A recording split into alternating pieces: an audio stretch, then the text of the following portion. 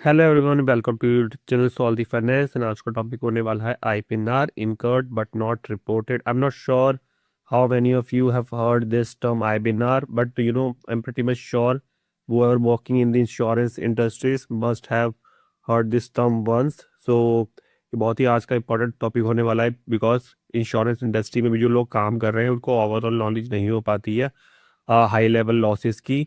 Basically वो just confined their self to no accounting and so on. So आज हम conceptually जानेंगे the reserve part and the IBNR which is also a part of reserve, right.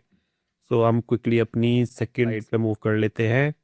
Before jump into explaining the IBNR, you must understand what do you mean by loss reserve, because it is a part of reserve only. Because in insurance industries, loss is of just like provision of unpaid claim liabilities, just like any other companies. If you talk about उनके पास काफ़ी सारे जो भी expenses होते हैं, it is based on certain actual billing, right. And जो उनके provisions होते हैं वो भी जस्ट लाइक सर्टेन ही होते हैं। कि सपोज करो अगर मार्च की बुक की क्लोजिंग हो रही है तो कोई बिल अप्रैल में या मार्च में आया, जब क्लोजिंग होती है तो पता चलता है कि इतने बिल ऑलरेडी हैं तो उसका एक्रूवल कर लेते हैं। That is also the provision, but insurance industries work very differently, because जो उनके क्लेम्स होते हैं वो ज़रूरी नहीं है कि उसी साल आ जाएंगे। It take time to claim to incurred. And anyhow insurance companies के ऊपर एक लाइबिलिटी तो हमेशा रहती है कि क्लेम्स होगा और हमें लॉसेस आ सकते हैं। तो reserve is most important part for the insurance industries. आपको बेसिक इंश्योरेंस इंडस्ट्रीज की इंफॉर्मेशन चाहिए तो आप मेरा ये वाला वीडियो देख सकते हैं, तो जिससे आपको हाई लेवल अंडरस्टैंडिंग मिल जाएगी how the company is making money and what are the expenses, right. तो सेकंड क्वेश्चन आता है आफ्टर द लॉस रिजर्व। जो ये लॉस रिजर्व होते हैं वो बनाता कौन है? एक्चुअली इन जनरल सेंस अब अगर देखेंगे जो अकाउंटेंट होता है वो किसी भी कंपनी में, उसके पास जो भी बिलिंग आती है, जो भी एक्सपेंसेस होते हैं वो डायरेक्ट बिल से या एस्टिमेट से या मतलब पीओ पे परचेज ऑर्डर वगैरह जो भी जितने सारे डॉक्यूमेंट होते हैं उनकी बेसिस से बुक करता है। लेकिन रिजर्व एक अकाउंटेंट मींस क्रिएट नहीं कर सकता, पता नहीं कर सकता। उसके लिए हमें specific certain type of knowledge चाहिए होती है जिसे हम कहते हैं actuarial science. And the person who do this analysis, it is called actuary. So ये भी जो भी सारा लॉस रिजर्व का काम होता है उसके लिए एक्चुरीज आपको एक रिजर्व का नंबर देते हैं based on the loss ratios, right.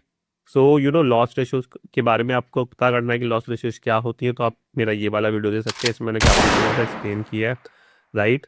तो आपको समझ में आएगा। एंड इसकी इंपॉर्टेंस तो मैंने आपको बताई हुई है कि इंश्योरेंस इंश्योरेंस की लाइबिलिटीज होती है इंश्योर्ड की तरफ, राइट। एनी टू पे out their future claims what ever, जो भी फ्यूचर में आने वाले हैं जो हमें अभी नहीं पता, राइट। तो एक्चुअली इसको कंपनी की बुक्स फाइनलाइजेशन करने से पहले एक एस्टिमेट देना पड़ता है कि हमारे फ्यूचर्स में कितने लॉस हैं जो हो चुके हैं या होने वाले हैं, तो उनका एक एस्टिमेट नंबर हमें बुक करना होता है so that we can show a true and fair value of the company financials. Otherwise it just it looks like premium आया जा रहा है, उसके अंगेज में क्लेम्स हैं, लेकिन कंपनी अगर एक्चुअल्स पे चलती रहेगी तो वो ट्रू एंड फेयर वैल्यू निकल के नहीं आएगी इन्वेस्टर्स के लिए, राइट। तो हम बेसिकली अब चलो टेक्निकल्स पे मूव कर लेते हैं कि लॉस रिजर्व के कितने पार्ट्स होते हैं। मेनली अगर मैं बात करूं तो लॉस रिजर्व के दो पार्ट्स होते हैं। One is your you can say the case reserve and the another one is IBNR, जो हमारा आज का मेन टॉपिक है। लेकिन केवल मैं आईबीएनआर समझाता तो आपको समझ में नहीं आता, तो मैंने यहाँ पे इंक्लूड कर लिया केस रिजर्व। और मैं यहाँ पे एक और इम्पॉर्टेंट चीज ऐड करूंगा, that is the ultimate loss. उसके लिए आपको मेरी लास्ट तक की वीडियो देखनी पड़ेगी, वो भी एक इम्पॉर्टेंट कॉन्सेप्ट है। अगर आपको ये बेसिक की सारी चीज समझ में आ गई ना, तो आप इंश्योरेंस इंडस्ट्री के बारे में काफ़ी कुछ, मतलब मीन्स अगर आप काम कर रहे हैं ना तो आपको एक अच्छी खासी नॉलेज हो जाएगी ओवरऑल लॉसेस के बारे में, क्योंकि लॉसेस आर मोस्ट इम्पॉर्टेंट। एक प्रीमियम तो मोस्टली पीपल टर्मोलॉजी है, लोग जानते हैं प्रीमियम भी यूज है, लेकिन लॉसेस के बारे में बड़ी कन्फ्यूजन रहती है और उसको असेस करने में भी प्रॉब्लम होती है। तो आज आप ये, अगर आप मेरा वीडियो एंड तक देखेंगे तो आपको काफ़ी सारा हाई लेवल अच्छी खासी नॉलेज हो जाएगी इंक्लूडिंग टेक्निकल्स। तो केसेस अब क्या होते हैं? तो केसेस अब मैं आपको अगर मोटा मोटा हाई लेवल पे बताऊं कि दो प्रकार के लॉसेस होता है। अगर रिजर्व की बात करूं, that is one is reported losses and another one is unreported losses, right. तो रिपोर्टेड लॉसेस क्या होगा है कि केस रिजर्व में सपोज करो कोई लाइबिलिटी हुई, सपोज करो किसी बंदे का एक्सीडेंट हुआ और उसने क्लेम लॉन्च कर दिया, राइट। जैसे ही आपका एक, सपोज करो जैसे ही आपका एक्सीडेंट हुआ, जैसे ही आपकी बिल्डिंग कोलैप्स हुई, कार का एक्सीडेंट हुआ, जिस तरह का भी आपका इंश्योरेंस है, आप जस्ट लाइक क्या करते हैं, आप क्लेम लॉन्च करते हैं, अपना एस्टीमेट आप भी सबमिट करते हैं कि मेरा ये बिल है, राइट। उसके बाद कंपनी डिसाइड करेगी कि आपको कितना पे करना है, कितना डिडक्शन है, सो ऑन। सो एक केस रिजर्व, जब भी आप रिपोर्ट लॉस करते हैं, अगर मैं बेसिक भाषा में समझाऊं, तो वो कंपनी को पता चल जाता है कि इतना केस रिजर्व हमारे पास आ चुका है। केस रिजर्व से ही पता चलता है कि it is based on individual and case to case basis, कि हमारे पास इतने पर्टिकुलर क्लेम्स आ चुके हैं फॉर द पीरियड। अब वो भी एक एस्टीमेट है, कि हमने एस्टीमेट मान के चलिए कि इंश्योर्ड ने इतना क्लेम किया है, बेस्ड ऑन कि हमें इतना पे करना पड़ेगा 90% के हिसाब से at the time of reporting. हम एक एस्टीमेट लेके चलते हैं, और जब फाइनलाइज हो जाता है वो लॉस, उसका काफ़ी टाइम लगता है, फिर फाइनल वो पेड लॉसेस में कन्वर्ट हो जाता है, राइट। लेकिन for the initial stage we say as a case reserve, right. So ये एक हो गया एक टाइप का रिजर्व। और उसके बाद हो गया, सपोज करो, मैं आपको एक अच्छा एग्जांपल देता हूँ कि सपोज करो लॉस हुआ, कैटास्ट्रॉफी हुई, सपोज करो आज अर्थक्वेक हुआ, 31 जिस दिन बुक की क्लोजिंग थी उसी दिन हुआ, या उससे एक दो दिन पहले हुआ।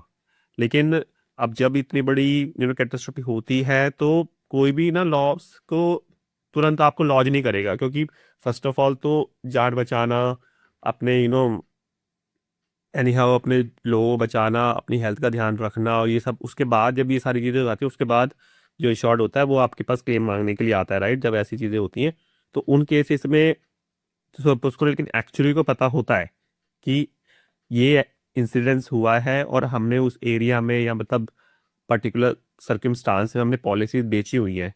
तो सपोज करो इंश्योर्ड भी नहीं आया आपके पास क्लेम मांगने के लिए, लेकिन एक्चुअली इसको फिर भी पता होता है, उनकी रिस्पॉन्सिबिलिटी होती है एक रिजर्व क्रिएट करने की, क्योंकि he knows that something happened and we already sold the policies in that area and that circumstances, और ये फ्यूचर में पॉलिसी तो हमारे पास आने वाली है।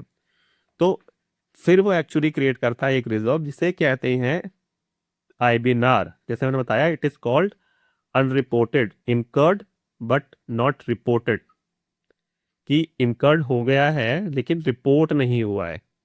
तो इस पार्ट में उसको डिवाइड कर सकते हैं कि केस रिजर्व हो गया जिस लाइक रिपोर्टेड, और इसको हो गया अनरिपोर्टेड। लेकिन डेफिनेटली, और ये बेस्ड ऑन अगर कंपनी का system auto have the automation, तो वो लॉस रेशियोज भी, इस लॉस रेशियोज के बीच पे क्लेम भी कर सकता है, और एक बल्क में भी क्रिएट कर सकता है लॉस। एक ही क्लेम तो आई नहीं है, तो एक बल्क में भी आई में क्रिएट होता है, और इंडिविजुअली भी you can create if you have that certain type of automation की आप पॉलिसीज वाइज भी कर सकते हैं। लेकिन हाँ, ये बेसिकली जनरली एक बल्क में क्रिएट होता है, because it is not reported yet, right. तो आप इसको ऐसे किस तरीके से समझ सकते हैं। और मैं टोटल रिजर्व की बात करूँ, तो केस रिजर्व और आईबीआर को अब ऐड कर देंगे, तो it will become your total reserve for the period. और इसको निकालने का फॉर्मूला, सपोज करो आप आईबीआर निकालना है, तो टोटल रिजर्व में से केस रिजर्व माइनस कर दो, सो एंड सो ऑन, कि आप जैसे भी आपको फॉर्मूले को इसको ट्वीक करना है। But basically this is the formula, right. बताया था आपको कि this is something your bonus learning today, कि एक कंपनी का अल्टीमेट लॉस क्या होता है। ये तो मैंने आपको रिजर्व बता दी है, जस्ट लाइक ए रिजर्व, लेकिन कुछ एक्चुअल लॉसेस भी तो होते हैं, कुछ पेड लॉसेस तो होते हैं। तो before finalisation of losses, right, जब भी कोई लॉस फाइनलाइज हो गया, क्योंकि जब फाइनलाइज हो गया, पेमेंट हो गई, तो there is no reserve, right, everything becomes a paid loss. But before finalisation of final claim, ये हमारे पास रहता है कि एक तो केस रिजर्व हो गया, जैसे मैंने आपको समझाया, उसके बाद फिर आईबीआर हो गया, उसके बाद एक पेड लॉस हो गया, कुछ हमने पार्ट पेमेंट भी किया, राइट। फाइनल तो जब होगा, एट द एंड जब होगा, राइट, लेकिन उससे पहले हमने कुछ पेड पेड लॉस भी किया, जो हमने पेमेंट कर दिया। तो कोई भी पर्टिकुलर क्लेम के लिए ना, जो टोटल लॉस कहते हैं, अल्टीमेट लॉस रेशियोज भी उसका एक इम्पॉर्टेंट टर्मिनोलॉजी है। अगर इंश्योरेंस कंपनी में काम बोले तो पता चलेगा आपको कि अल्टीमेट लॉस क्या है। तो ultimate loss, it is a combination of three: paid loss, IBR and case reserve. तो अब जैसे मैंने फॉर्मूला लिखा है कि इट इज, यू कैन से otherwise, it is a combination of reported plus unreported losses. तो जब ये पूरा फाइनलाइज कर लेते हैं, बुकिंग हो जाती है, उसके पास we can say the company showing the correct and true and fair value profit, you can say, to the investor, right. तो ऐसे ही इंटरेस्टिंग टॉपिक में बेस्ड ऑन योर कमेंट्री मैं लाता रहूँगा, और इसके ऊपर आपको एक्सप्लेनेशन चाहिए तो हम उसका फ्यूचर में डिस्कस कर सकते हैं। For the time being I am just logging off, and I am sure that आपको ये वीडियो डेफिनेटली अच्छी लगी होगी। अगर अच्छी लगी है तो definitely you can like, share and subscribe, and keep commenting and keep liking.